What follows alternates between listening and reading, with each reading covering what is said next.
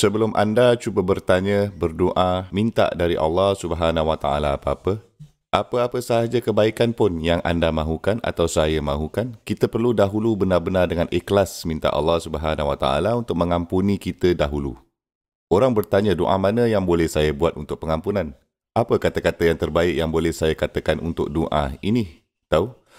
Orang mempunyai berbagai-bagai doa untuk perkara yang berasingan. Jadi, apabila seseorang wanita sedang hamil, dia akan menghantar email kepada saya atau dia akan datang kepada saya dan tanya, okey tengok ni, saya akan mempunyai baby tak lama lagi ni. Doa yang mana boleh saya buat sekarang?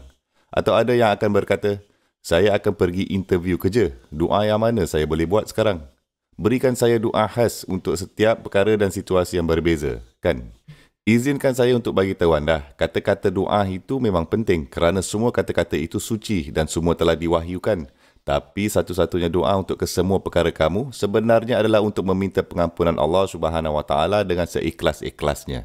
Satu doa itu untuk menyingkirkan semua masalah anda, satu-satunya doa yang akan menguruskan segala-galanya adalah benar-benar dengan ikhlas untuk meminta pengampunan dari Allah Subhanahu Wa Taala. Nabi Nuh AS telah menjemput bangsanya selama lebih dari 9 abad. Dia melakukan dakwah berterusan kepada mereka dan di akhir kerja beliau, dia melihat ke belakang dan dia meringkaskan mesej yang dia telah berusaha selama itu untuk memberikan kepada mereka. Sudah tentu bukannya sekali saja ucapan yang telah beliau berikan pada mereka tu. Beliau bukannya bercakap dengan mereka sekali atau 2 kali je. Rabbi inni da'autu qaumi laylan wa nahara. Malam dan siang, beliau bahkan tak ambil cuti pada waktu malam pun. Beliau selalu mengajak mereka, sentiasa menjemput mereka. Dan dalam surah yang didedikasikan untuk beliau, namanya Surah Nuh, beliau sendiri telah merangkumkan dan meringkaskan keseluruhan mesej yang beliau telah berikan kepada bangsanya selama ini. Apa yang aku mahukan dari engkau? Wa inni kullama da'autuhum litaghfira lahum. Setiap kali aku menjemput mereka, aku hanya mengajak mereka, memanggil mereka kepada iman ini supaya kau boleh mengampunkan mereka, Ya Rabb. Dan kemudian itu secara literal beliau berkata, inilah cara aku menjemput mereka. Inilah yang sebenarnya yang aku katakan kepada mereka berulang-ulang kali. Kul, aku berkata, istaghfiru rabbakum. Carilah pengampunan dari Rabb kamu. Innahu kana ghaffara. Sesungguhnya Allah sahaja adalah satu-satunya yang terus mengampuni dan terus mengampunkan. Mengampunkan dan Allah melakukannya berulang-ulang kali. Tapi apa yang beliau katakan selepas itu sangat luar biasa.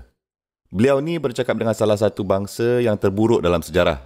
Tempat seperti surah Al-Qamar atau bahkan surah Az-Zariyat, Allah Subhanahu Wa Taala menggambarkan pelbagai bangsa pada masa lalu yang memberontak terhadap Allah Subhanahu Wa Taala, yang juga telah memberontak terhadap para nabi dan telah dimusnahkan.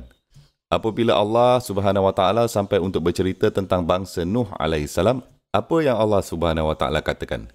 Wa qauma Nuh min qabla innahum kanu hum azlama wa atqa. Bangsa Nuh, bangsa orang-orang Nuh itu, bangsa dari yang lama lagi sebelum ini, mereka sesungguhnya ini adalah bangsa yang lebih teruk salah lakunya dan lebih memberontak daripada bangsa-bangsa yang lain.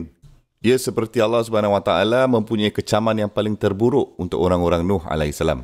Ia memang masuk akal, mereka mempunyai seseorang utusan bukan untuk satu generasi saja, seperti nabi-nabi yang lain. Kaum Nuh ini mempunyai seseorang nabi 3 generasi atau 4 generasi setiap abad. Setiap 2 dekad ada 2 generasi baru kanak-kanak yang meningkat dewasa.